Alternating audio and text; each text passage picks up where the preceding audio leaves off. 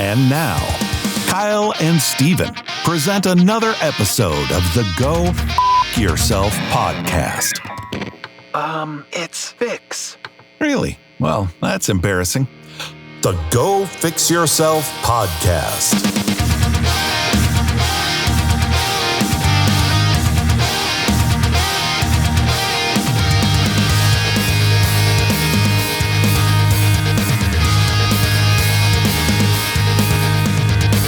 Welcome to the Go Fix Yourself podcast, the podcast where we are actually just, doing digital, and it's just me and Kyle today. I am your co-host, Steven, and sitting digitally across from me, like I just said, is the man who is bringing golf back to Alaska. Make golf great again. Is Kyle Redding. That's a hot statement. That is one to be said. Super happy to be here. We are back in the digital world, having another podcast, and it feels good. This is one of those things where, we don't have a guest today, but we're going to just continue to keep plowing. That's what we're known for, is just we plow. Yeah. No, I mean, honestly, I think I should put that on our like portfolio or resume, is like, that's one thing that we're known for, is just to plow. I'm getting it tattooed on me. We plow well.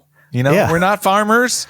We're just digital content creators, but we can plow the digital fields with our seed. Yeah. Give me some hose and I will be plowing.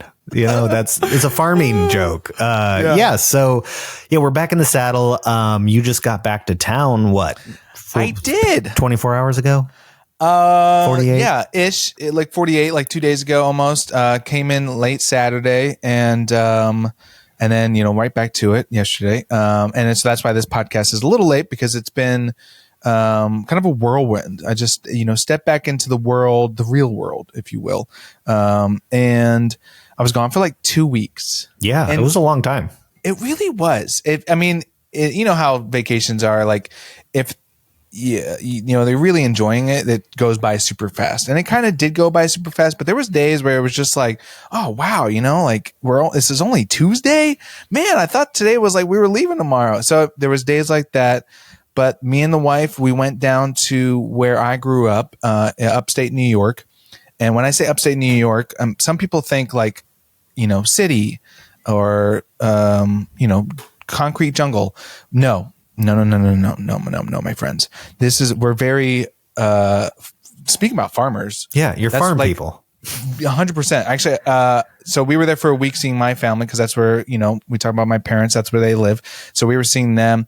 We actually went back. I showed Alicia my childhood home, because I wanted to kind of, get back in touch with my childhood. I think I've been talking about that on here. It's like, I've been getting back into drawing again and painting. And I was just like, I want to take a walk down memory lane. So we took a drive and we went down to the places that I grew up in and went to the house. And I think, I've told Alicia, like, I grew up around cornfields, which is funny because my last name, Cornfield. Sure. I don't think she understood exactly like how close we were to cornfields. Like, literally, it's like 1 acre of land is where we lived, and that's where the house still sits. Mm-hmm. And literally for, I don't know, a mile behind us and to the sides of us, in front of us, it's just farmland. And literally, since it's the season, there was cornfields all around us. So we're talking like signs close to cornfields, or interstellar, kind of like. Very much so. I remember walking out my front door as a kid and then being able to play hide and go seek in the cornfields. That's how close we were. That seems scary at night. Cornfields seem very. We never did it at night. Eerie. No, I was always scared of the dark, and some might say I'm still am. But no, we never did it at night. We always did it in the day. And then we got like these laser tag, like cheapos from Toys R Us. And then we played laser tag in the cornfield. It was actually pretty cool. Pretty cool. I could see that. I could see that conversation. Alicia, let me show you where little Steven really came to age. Oh God. Yeah. I mean, that's kind of cool though, to get a show her like where you grew up, and a different look at you know, what built her husband, essentially. Exactly. Yeah. And I think, we walked, we grew up religious too. So we went by the church and my dad's old workplace. And, it was just, for me, it was like, wow, I haven't been back there. And I go back to this area at least once a year, right? Maybe twice a year sometimes. And I never go to where I grew up. My parents live in a different place, different house. They're about 20 minutes away. And so this time I was like, no, we're going to do it. Let's go take a 3-hour drive and just run around and just kind of take it all in. And it was fall there too, and straight on fall. It was crazy because when we left, our fall had just ended. Basically, all leaves were almost on the ground. And then we get there, and it was just gorgeous. Oh, I forgot how beautiful it was. So it was a great time. Yeah. So then we did that. Then we took her to Philadelphia, and then we did the whole history tour, Independence Hall, where they signed the Declaration, and Liberty Bell, Benjamin Franklin's home, stuff like that. And then the last 4 days of the trip, me and Alicia, we went to New York City, just the two of us. Which, man, that city, it's a lot. It's a lot. It's we stayed in Manhattan, and Manhattan is just bustling, dude. 100% of the time, no matter what time of day, it's just constant. It's a little culture shock going from here in Anchorage to New York City. And so, but we loved it. It was great. We did all the cool shit. We went to a comedy show. Show. What was the club called? Gotham Comedy Club. Fitting. Yeah. And it was we weren't really planning on it. And then Alicia was like, well, we're in the city now. Let's go to a comedy show tonight. And I was like, that sounds awesome. Let's go. So she booked it. And then we go to this comedy club, and there was there was 3 comics. And then the third one I actually recognized from social media, right? They pop up every once in a while. I was like, oh my goodness, I recognize them from TikTok. And then the host came up after the third one and was like, hey, here at Gotham Comedy Club, you never know who's going to show up. Please welcome to the stage, Jim Gaffigan. So total surprise, total pocket. Oh man, dude, I was like, holy shit, our first night in New York City, and we're seeing this ginormous comedian with maybe, I don't know, it's probably 100 plus people, maybe probably 200 people maybe in that area. And, just very intimate, very close. I was like, holy crap, we could see him, in a giant arena, but here he is in this small club. And then, it was fun. I wish we could have more opportunities like that to see some super cool organic things, but you're never going to really have that in Anchorage. But never say never. Never say never. I'll say it. Yeah, never. We're about the last stop for most musicians and everybody on their world tours. They're like, you're the one state we haven't been to. Yeah, and I always say that. I do think about that sometimes, when I'm much older, Lord willing that we all make it to old age. But if you leave Anchorage or something, and if you came back, let's say 15 years later, and you were with friends or family that didn't grow up here or didn't have a lot of years here, and being the tour guide, be like, hey, this is where, the Pioneer Bar was or is. I don't see that place going away. Probably will still be, yeah. Right. And so Piles forever. Kind of that cool sensation of being I know all about this area, and these are all the cool places I used to hang out with or at when I was younger. Right. And there's something about that, I think about that with Caroline. Let's say we move someday and then we come back to Alaska when she's 18 or something, and it's this is where I spent the majority of my years, and this is the house you blah blah blah. This used to be called the Anchor.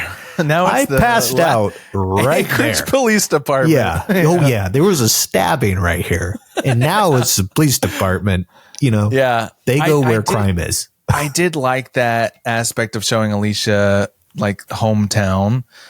We actually on our way to Philadelphia, because we drove from where we're in New York to Philadelphia, and that's a 4-hour drive, right? But on our way there, we took a an hour pit stop, probably like hour out of our way to go to my actual like birthplace. I lived there for like the first 4 years of my life, but I don't remember much of it. But we always went back, you know, when I was small, about once a year, and saw family and friends. And there's this one sandwich shop called Screpsi's. Very like hole in the wall. Like you would, if you didn't know that they had the best sandwiches in the world, you would probably just drive on by. Sure. And so I was like, you know what? It's been like 15 years, maybe more, since I've had a Screpsi's sandwich. I was like, I remember this being like the best thing in the world. I was like, let's go an hour out of our way to go to Screpsi's. And so that's what we did. And, sandwiches still hold up, man. Okay, I was going to say, I hope it didn't suck. It's like, yeah, how bad would that we've have gone downhill. Screpsi's wow, this place sucks. Wow. No, it was great. And so, yeah, just the whole trip, it was just like a good rejuvenation, a good refresher. And I'm coming back and I have some clarity. You know, do you ever use the vacations for like a little bit of like, okay, what do I want, you know, the next several months to look like when I get back to Anchorage? I have that all the time on vacation, and it usually is a fading feeling, because as soon as I get back in the grind, then it's like I totally forget like everything I would planned on doing. And I always wonder why that is. Like, why is it when you're going to a place to relax and unload and unwind that your mind starts moving a million miles an hour about like, what can I improve? What can I do? How can I make more money? How can I be a better person? Yeah. And it's like, is that what retired people feel like all the time? Is like, they don't have anything. So it's like, what's my life mean? Bro, I just don't, I mean, I think that's how we're built. I don't think I'm never able to like turn it off, you know? Do you think that's how we're built though? You think like, I think it's just because we're, you know, for me and you specifically, is like we have success in our brains. Like we want that, I don't know, flag at the end of the hole to like, you know, to get the ball in. Oh, a golf analogy. I like it. I was going to try it. I was like, I got to speak to Kyle on his terms right now. So it's like, you know, in my head, I'm always like, okay, I don't have to focus on like anything else but what I want, you know, what I want when I get back. And I think that's like just something that's I'm always thinking about. But now when I'm on vacation, it's more like, okay, take it all back. Let's, you know, soak it up, but also let's be thinking about what's next.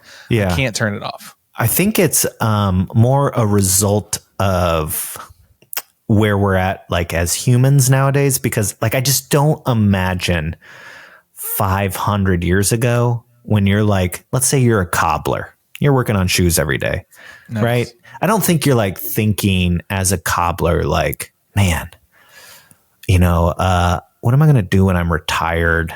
Or like, how can I better myself? Like, should I start working out? Like, should I be a better dad? Though.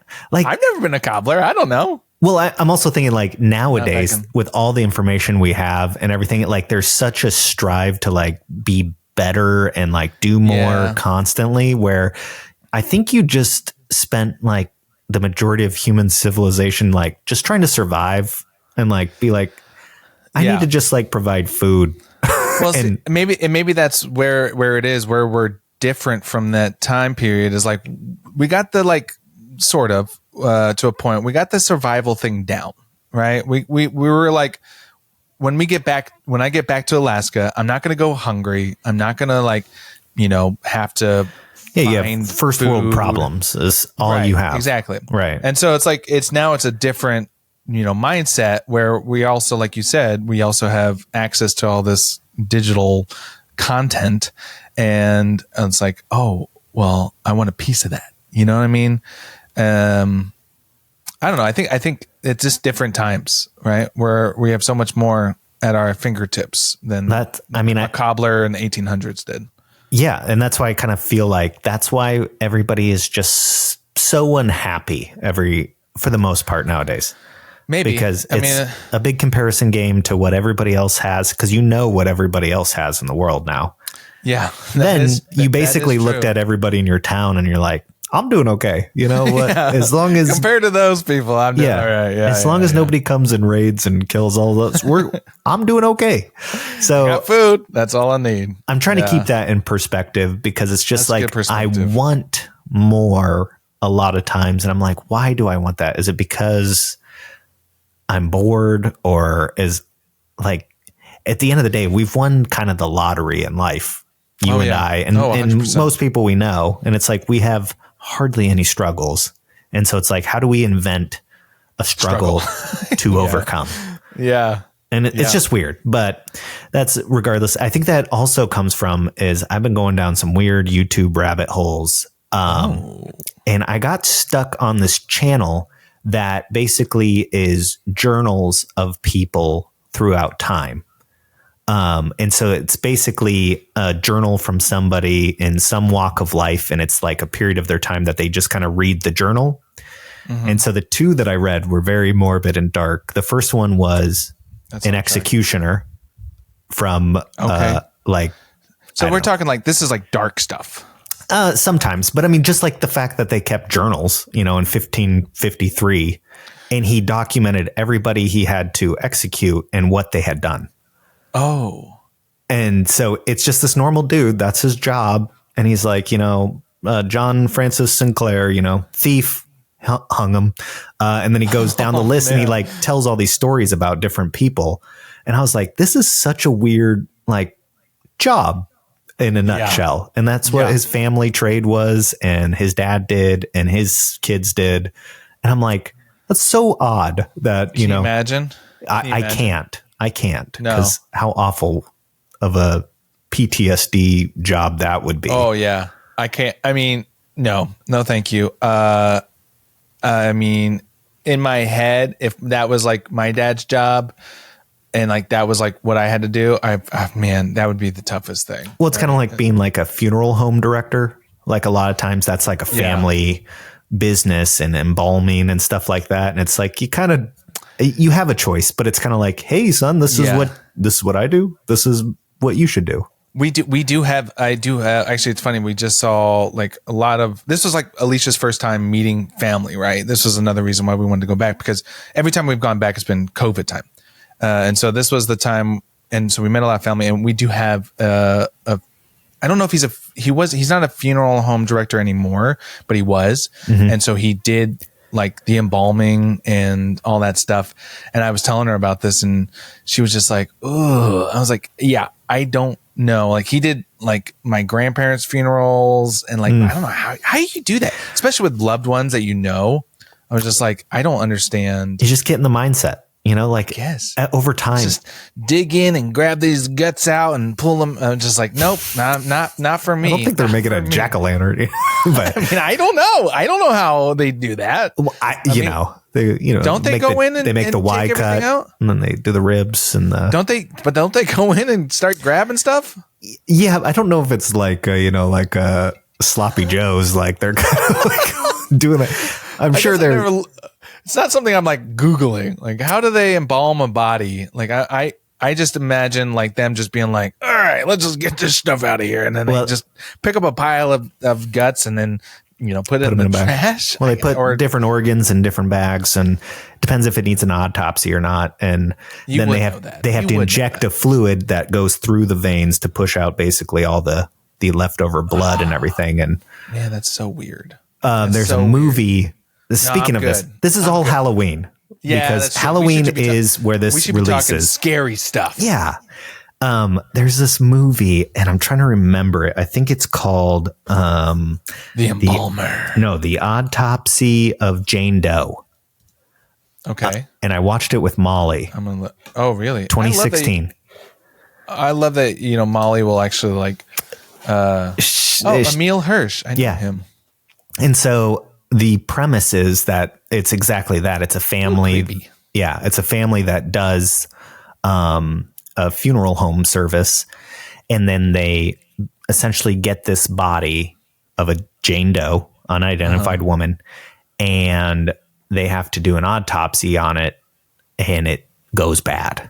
And that's all I'll kind of say. But you should watch it. It's I'm like watching the trailer right now. I'm like, oof, this seems like something that I'm not sure it was. I actually want to watch. There was a couple intense scenes, for sure, that I was like, ooh, I kind of like this, but yeah, I haven't been watching too many scary movies. So I don't know if I'll watch this. It does look good though. I like that there's like Brian Cox, Emil Hirsch.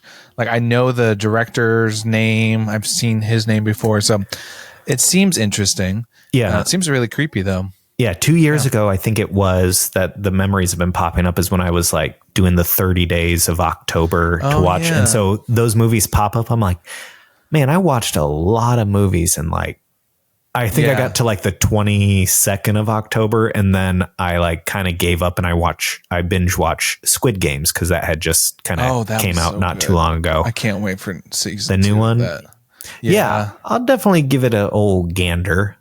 I'd be curious how they're going to do the second one. But anyway, I'm still watching the trailer and it looks like it's getting a little interesting. Anyway, I'm going to turn this off. Yeah, you don't want to get scared, Stephen. Yeah, not on the podcast.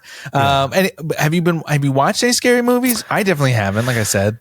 I'm trying to remember if I brought this up. Your interest Last time was the Terrifier movies, the clown ones. You did. Yeah, I started watching the second one and it just starts off like real heavy and I've not been in the mood for like super gory. Like that's what that movie is about. That's whole premise is just like gratuitous. It's like I saw that they're making a new third one. Yeah, it's going to be like Christmas, and they're like deck the halls with entrails. That was like their slogan. So he has like Santa's head in the I was like, I'm going to skip that one. I'm going to skip all of those. I did see. I am curious about watching this new movie, 5 Days at Freddy's or 5 Days at Freddy's. 5 Nights at Freddy's. 5 Nights at Freddy's. Yeah. And so I'm kind of curious about that. So I might pop that in. It's PG-13, so it should be pretty and friendly. I did read that it's like a scary movie for kids. And so I was like, oh, okay, that's me. I'm a kid. Because it was a video game.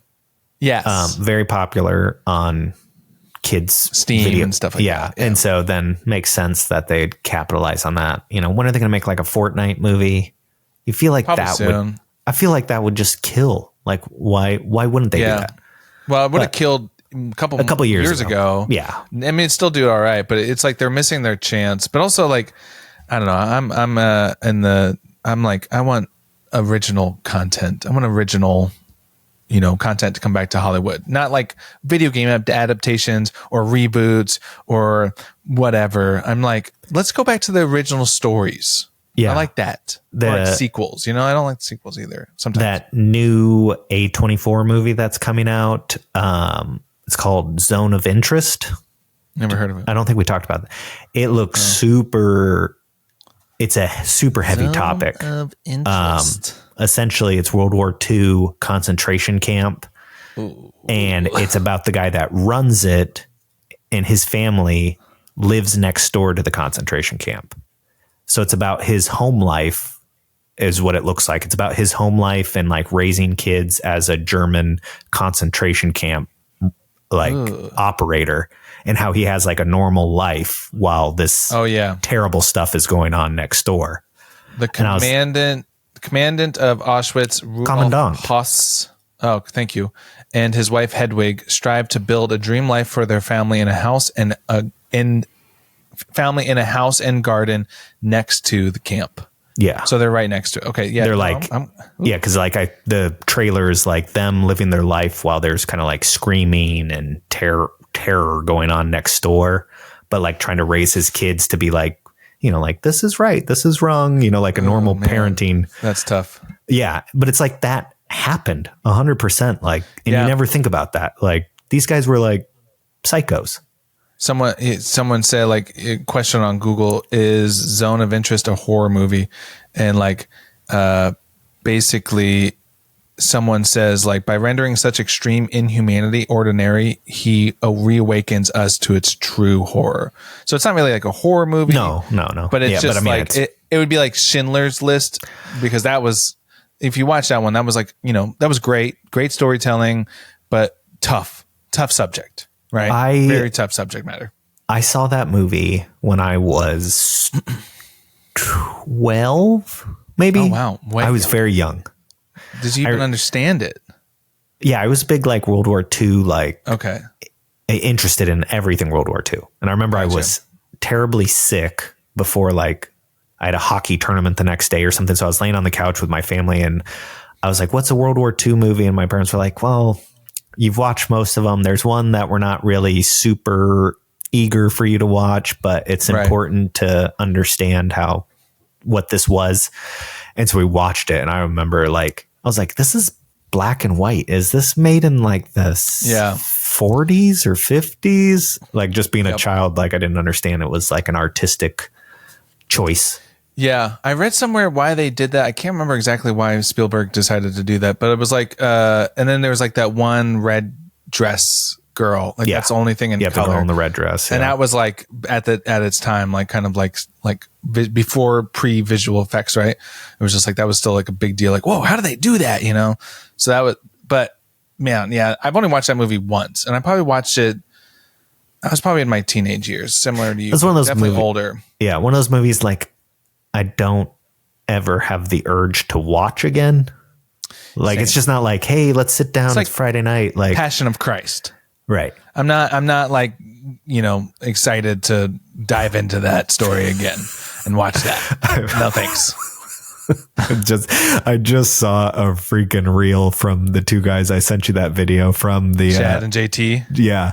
And I think Chad's the dark hair one, right?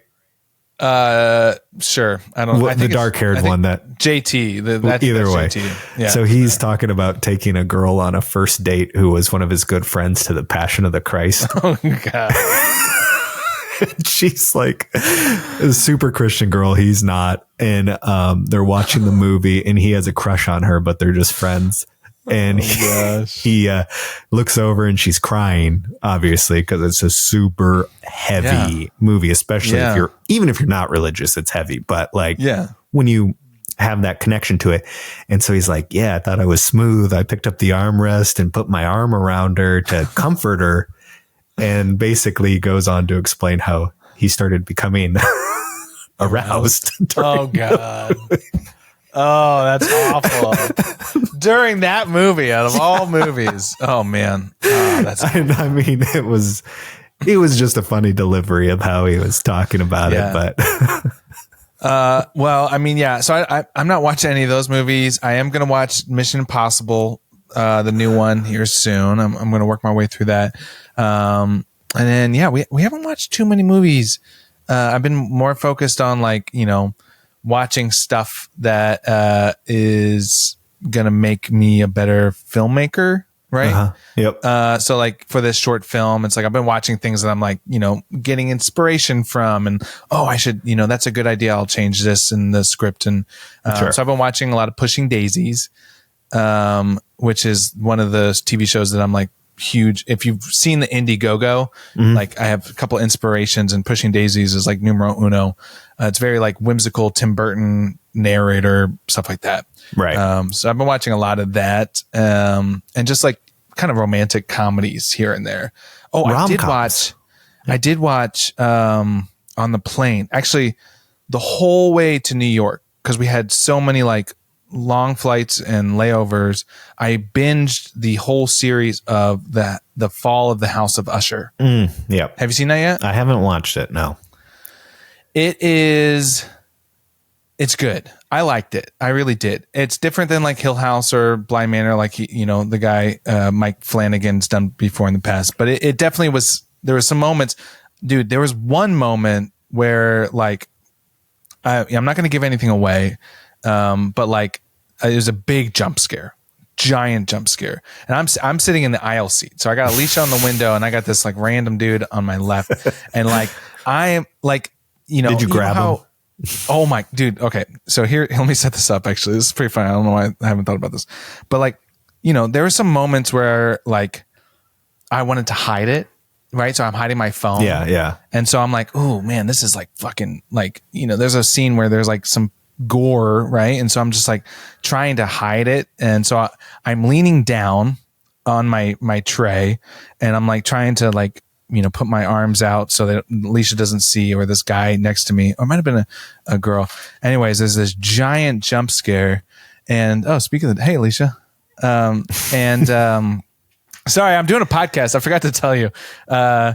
Anyway, so I'm like leaning down, and then so I'm pretty darn close to the phone.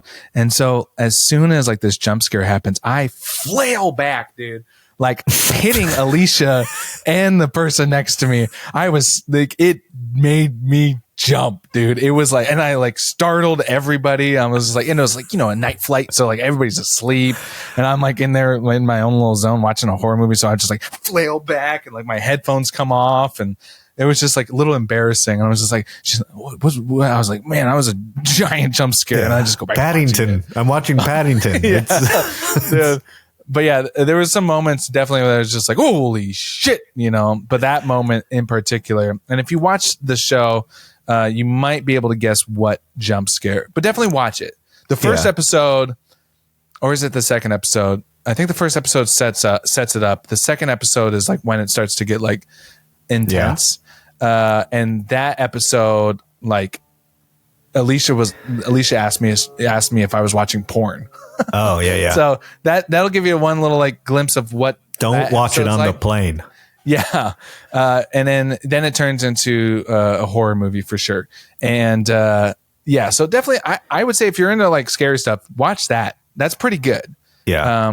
I will. Everybody I've talked to is like highly recommended it, but I have to applaud you for being on a plane where there's all sorts of people and at least kind of like being mindful, because like I've watched several movies on the plane where there's scenes where I'm just like, I'm uncomfortable. Like somebody's seen that I'm watching this and you're like, yeah, yep. Don't mind me. Have I told you about the time I watched Spiral, the Saw franchise with Chris Rock? Did I tell you I watched that on a plane? Yeah, I think so. But it wasn't on my phone, so I wasn't able to hide it. It was on the freaking back of the seat. And so I was just like, maybe this is less gory, but it's got Chris Rock in it. He won't go too hard, right? So I'm thinking like this isn't going to be as bad as the Saw franchise. And I think I've talked about the story on here before, but man, it was bad. It was really bad. But I watched the whole fucking thing, dude. Yeah. It was like a kid like 2 rows behind me, like he's watching just like peeking through. Yeah. Every time I'd like look back down the aisle, like, cause I was right on the aisle too. So like, 3 rows behind could watch it. I'm like, look back and the kid would be like, oh, I'm not watching. What am I? No, I'm not watching your TV. Oh, I'm watching. Like, he was. My watching. favorite was I was on a plane and a guy had like a 24-inch laptop on his, like a huge like gaming was laptop. It one of those? Was it one of those like extended? No, it was screens? just like a giant like Alienware gaming laptop, right? So he has it up. Damn, and that's so big, dude. I don't know if it's 24, but it was like big. It was a giant one. Not like a little MacBook Air. And so he's watching a movie in the aisle seat, falls asleep, and then his screensaver comes up. Oh, no. And it's a topless anime girl with like ginormous boobs. God. Just like spread seductively. God. And so that just like boop, pops up and he's asleep. So no one's changing it. No. And so everybody's like sitting there like looking and be like, Jesus. Uncomfortable. Oh my God. And so like, a flight attendant is like, sir. Your screensaver.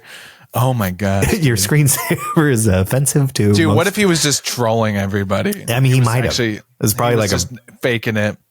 That's a good bit. He's probably using it on his podcast somewhere and just like, I was faking sleeping and I'm a prankster. Yeah. I'm going to jail though.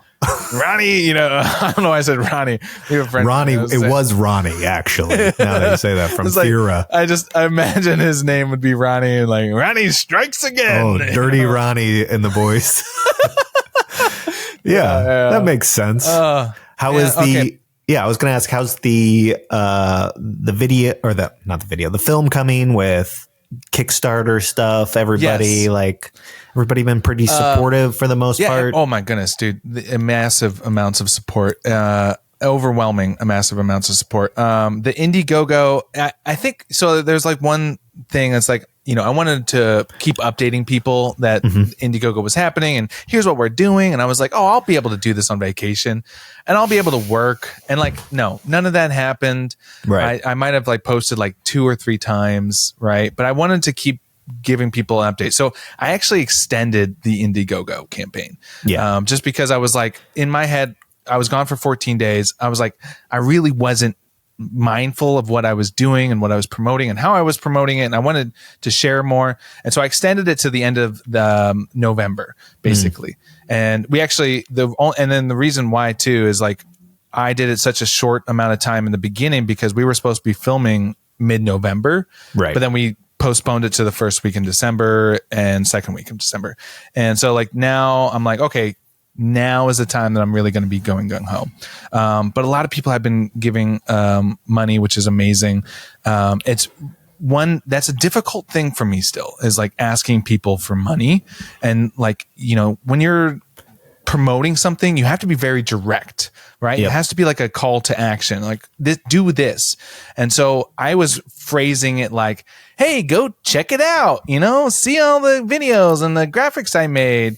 But I really needed to be telling people like, hey, we need you to donate. Please donate. And then, there was like stuff happened up here that I was like, man, I don't want to like market against that GoFundMe because that's more like, that means more to the community.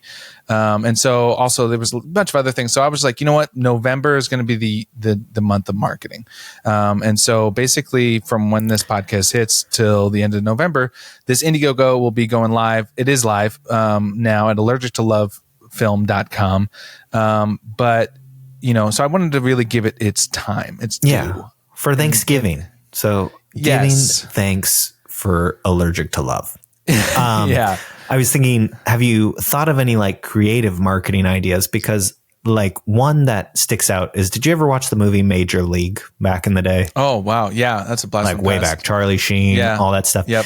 Do you remember there was like the girl in it who was like the newscaster, news reporter that like was like real hot. And so I think it was Major League. Anyway, so the manager decided to get a cardboard cutout of her in the locker room. And each time they got certain amount of wins, they would remove a piece of clothing. And then at the end, it was like her in the bikini or something like that. Oh, so you're saying I should do that? That like a Steven layout, and then each $1,000 or whatever, you take off a piece of your clothing. And it's like once we reach 20%, like, my it's a cardboard cutout. Yep. My hat goes off or whatever. Yes. I think you keep it respectful, Yeah. But also not. And you just see what happens. Like, I love that idea. Yeah. Yeah. So you can do like a live stream, like, hey, we're here to this. You have like the meter for how much money you're getting raised. And once we hit here, this is coming off of your cardboard cutout. It doesn't have to be. Yeah. You. What if spoiler alert, it's just going to be me with boxers on, and it's going to have Kyle's face on the boxers. Well, I was going to say, you could be like, what's his face? Bluth. You could be a never nude. And you're you're wearing your jean shorts, your jorts. That's not a bad idea. See, that's the one thing too. I love marketing. I love being creative about marketing, coming up with videos and coming up with ideas for graphics or whatever. And just like being gone for 14 days, I wasn't able to do any of that. And I wasn't near like my hub. Thank you. And so basically now that I'm back, I'm like, okay, now it's go time. So stuff like that, that's what I'm looking for. And so we're actually hiring a marketing director for the film, if you're interested. Yeah. Well, I think I've given you nothing but gold. So, yeah. No, but this is fun, man. I mean, I went to an event yesterday and I shot film for them, and there was a couple people that were just like, some that have donated, which thank you for whoever's donated money. And some that haven't yet. And so but it was just kind of a buzz. It was just kind of like, how is it going? Like, what are you guys up to? What are you doing? How's casting going? And so, which has been really great, because casting, I mean, we probably are up like 20, 25, I think around there, maybe even more of people. And so, like I said last time on the podcast, I have this like, Millinote is what I use. And it's just basically just a ton of just Alaskan people auditioning and and it's a new thing for me to have strangers recite and perform my words that I wrote. Right. That's kind of really, really cool because we've done that before, me and you, and I've wrote stuff for us. That's different. When you have a complete stranger who I've never met before, make a video and like perform the script or the section of the script we give them. That's really exciting. And it's like makes it more real. So yeah, we're almost done with casting as of this podcast dropping. And then are you guys going to have like a meeting where you guys do a reading? Yep. Yeah. I've actually loved watching some of those like online. Like you watch the readings before the movies have taken place. And the one I watched was Forgetting Sarah Marshall. Oh, yeah. And he comes out with when Jason Segel with the keyboard and does the vampire, the Dracula one. And I was like, dang, man, he just like, I don't think people really knew he was going to do all that and sing it at that moment. And because everybody was like, oh, and laughing and all that stuff. And I was like, that's pretty ballsy.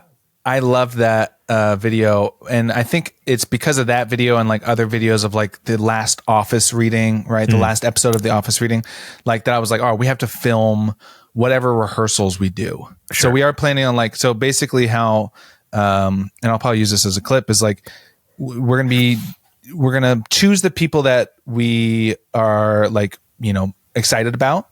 And then we're going to get them in a room together. And then we're going to do like, a little bit of like, charades. Hey, how do they look together? Or, let's do, how do they, act together? Do they have little chemistry? And then we're going to take it back a little bit from there and then make final decisions.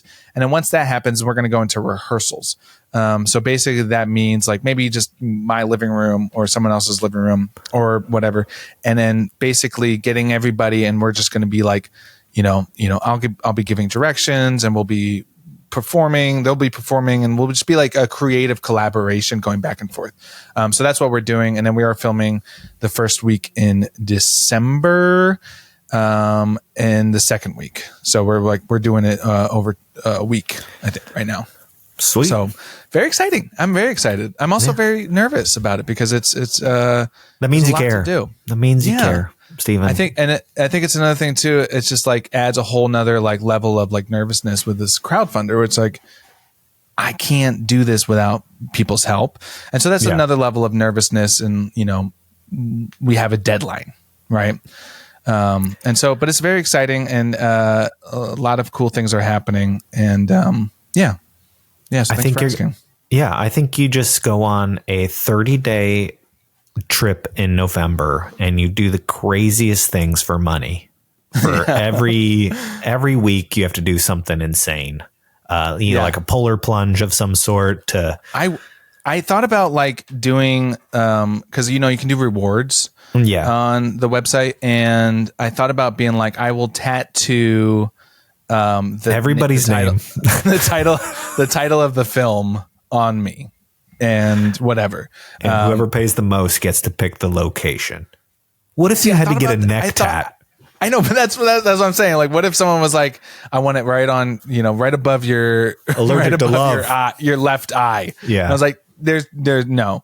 And so I was like, I didn't put that on the rewards, but I was like, maybe like I'll get a tattoo or, and that spurs a little bit of, viral video, whatever stuff, but I don't know. We'll figure it out this month though. Stay on the lookout, everybody. Allergic to Love Film on Instagram, allergictolovefilm.com. That'll take you straight to the Indiegogo and you can learn everything about it. And if you want to, you can donate money, which I would be very forever grateful. And, there's a lot of cool rewards, a lot of good rewards out there. I agree. There's some collectibles you'll be able to get that nobody else will have. And so and people love collectibles. Yeah. Legendary collectibles of Alaskan filmmaking community. And so when you blow up one day, those are going to be worth so much. So think of it as a small investment for a big payoff. Yeah. Also, my Venmo is yeah. All right. Well, I think that, we covered quite a few. I mean, we've touched on autopsies. We touched a lot. I know. And we usually do. We're touchers. We're plowers and we're touchers. What are you doing for Halloween? Anything, just real quick, what are you doing for Halloween? Taking the little one around. She's got a really cute fox costume and Fox? It's just, fox. Oh, you're going to be like, what does the fox say? I've been saying that enough, but no, we're going to get her dressed up real warm and let her go knock on a couple doors, avoid the houses that got the red flags on them. I've thought about, because we usually will keep the light off and we won't we don't. You're those people. Gotcha. Listen, I'm an introvert. When I step inside this house, I'm just like, you set the bowl of candy out there and you just let the bad kids take it all. And well, that's something too. So I actually thought about this year, keeping the light on, turn like Super 8 or Motel 8 and keeping the light on and actually doing that thing. Why don't you try to scare the kids? Give them what they want. Maybe. I don't know. I don't know what I would do. Well, you dress up big and scary and then you wait for them to knock and then you swing the door open and you're wearing some sort of dark cloak and then you scream at them. And I'm like, you're just full of ideas, man. Or that's your side hustle. Just idea generator. Kyle, idea generator. Yeah. I mean, I just ChatGPT has nothing on me. No, that's your slogan. Yeah. And I mean, it's just the idea of seeing fear in a small one's eyes is always so fun for the adults. I don't know if I'll do that. I might hand out candy though. I might do that, and I'll report back if I do. But I won't report back if I don't. So okay, mystery. So we'll know. Maybe a mystery. Yeah, maybe. All right. Well, hey, happy Halloween! Happy Halloween to everybody listening. We appreciate you still listening. Even though, like Kyle said in the beginning, we're not having guests on right now. For just because it's coming to the end of the year and the short film is taking up a lot of time. And so we appreciate you sticking with us and listening to us. And we'll see you next week. Yeah. Hit us up on all the social medias, at Go Fix Yourself Podcast. Let us know what costume you're going to wear if you're going to scare kids. I'd love to know what your strategy is because that's always a highlight of the year. You know what? It doesn't even have to be Halloween. This could be just how do you let scare us kids? Know in January, you could just let us know how you're going to scare kids. I'd love it. We'll appreciate that. Yeah. All right. Thank you guys for tuning in, and we'll see you next week.